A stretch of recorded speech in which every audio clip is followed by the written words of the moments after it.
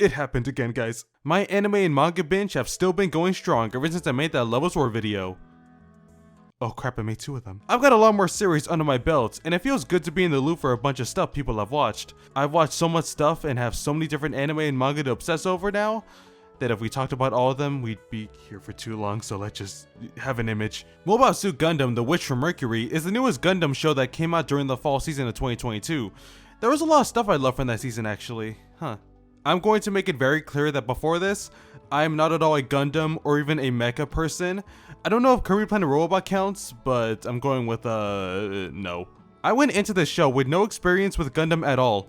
All I knew was that there were maybe gay people in it, which may have actually hooked a good number of people from that alone. I finished it and thought it was a pretty cool show, but then, as time went on, I realized, oh no, I think I love this show.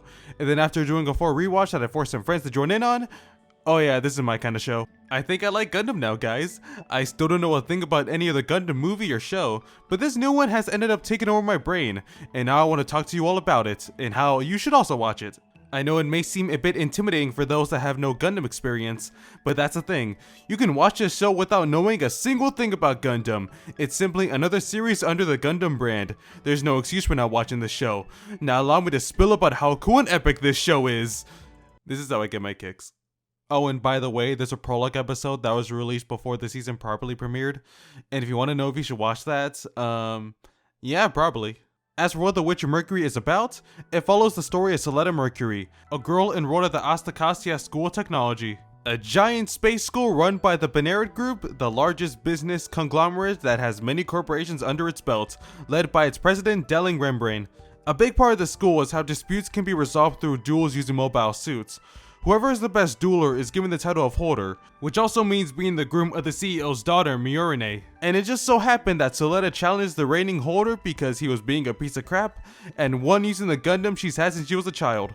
So now she's accidentally become Miorine's groom when all she wanted was to make that guy apologize. And now she's at the center of a story full of political conspiracies, mecha battles, and wondering how far this marriage with this new bride of hers will go. You can very easily break down this show into 3 different components: political drama, teen drama, mechs being used to beat the crap out of each other drama. They all blend together to get the story we have before us. There's a lot of different things going on from these 12 episodes already. We got conspiracies and mysteries, characters with agendas or hidden motivations, different corporations going at it behind the scenes, all these different plot points interweaving with each other, as Suletta's just trying to do her best to get through school. But she's wrapped up in all this because of her Gundam called Ariel, as Gundam technology in this universe has become outlawed for harming the user. So yeah, people want that thing gone. Even with these different aspects of the story at play, this show delivers it all in a pretty easy to understand way. Every 3 episodes could be considered its own arc, then that just becomes a part of the overarching story once it's done, with each arc usually climaxing with a Gundam duel. The Gundam battles in The Witch from Mercury are not a matter of life or death, because well, nobody dies in them, at least yet. But there's always personal stakes at play. Duels require each person to put something on the line, and for Suletta, it's always something very important. I'm not worrying about if she'll live or die, but if she loses this duel, she'll get kicked out of school or have her Gundam taken away, and I don't want that to happen. I definitely categorize this as a sci-fi drama. There's some comedic bits throughout, but it's not the driving force of the story. Some silly moments just occasionally happen as character personalities clash. This isn't a bad thing at all, as I'm a pretty big fan of the show's tone. It's definitely in contrast to the other show I've been obsessed with, but the serious nature keeps me on edge for what will happen next. And besides, it's all contrasted by Suletta Mercury being an amazing creation of the world that we live in. Suletta is already one of my favorite protagonists despite only having 1 season because I am just enamored with her character. With this kind of show that has political conflicts, intense mech battles, and drama, our protagonist would be this hardened badass that's serious or at the very least mentally wrapped up in it all. But nah, Suletta is just a very nervous gal who fumbles her words a lot.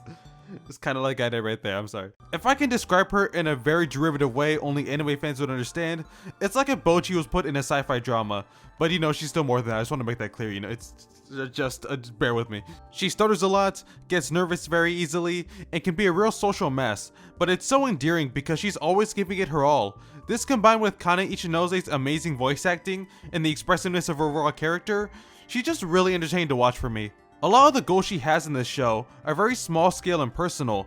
She keeps a list of all the different things she wants to do, and includes simple stuff like make friends and call them nicknames, go on dates, studying the library, all things that people can easily relate to.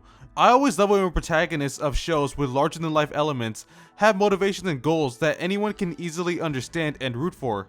She didn't ask for so much of what she goes through, and it's sad seeing her tear up in episode 2 after being held in captivity for piloting a Gundam. But it's not like she's really a wimp. She's willing to take action when nobody else will, because of the motto that she believes in throughout the show. Whenever she pilots her Gundam, she is an unstoppable force. She's been with this Gundam for so long that she views it as family, so she is just a natural with it.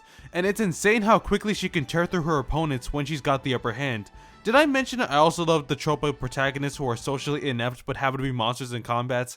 She's contrasted so well by Mayurine, who's the show's second protagonist. She's very much an ice princess kind of character, being the daughter of the big CEO, and she resents how all control of her life is in the hands of others. She's a proactive character in a way that's different from Suletta, and the two overall make a great duo.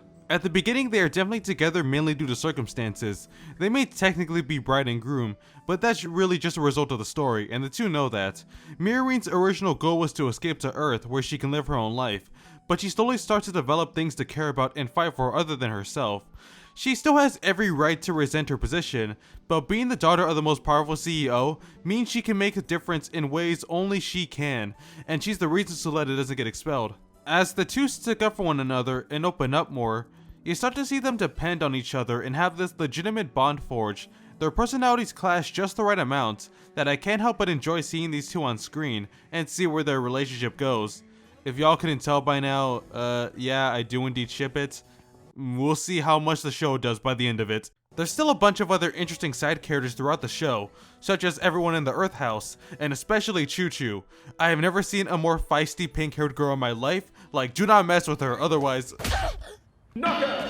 Elan has a very interesting story in the middle of the show, and he's voiced by the Miyuki's first voice actor in the dub, and that's a plus. Gyul is a character that suffered way more than I ever expected, and if you watch the show, you understand what I mean. There's Suletta's mom, who is the epitome of, you are absolutely planning stuff, and I am terrified to see it come to fruition. It is very hard to talk about a lot of the characters, because there's often a lot of intrigue behind them, but it also adds to my investment to see where the story will take them, because in all honesty, I don't know what's gonna happen next in the story. Maybe it's because I'm new to Gundam, but this is one of those shows where I'm truly perplexed as to how the rest of the story after season 1 will play out. I had some moments in the show where I was surprised that certain characters die, or I was unsure if certain characters would live, and it was overall really exciting. The only thing I can be sure of is that there will be more Gundam battles, because dang do the fights in this show go absolutely hard. Each Gundam fight in this show gets more intense than the last. Even with Suletta being an absolute beast in the Gundam, there's usually some sort of new challenge or disadvantage she's faced with for each fight that keeps each battle engaging.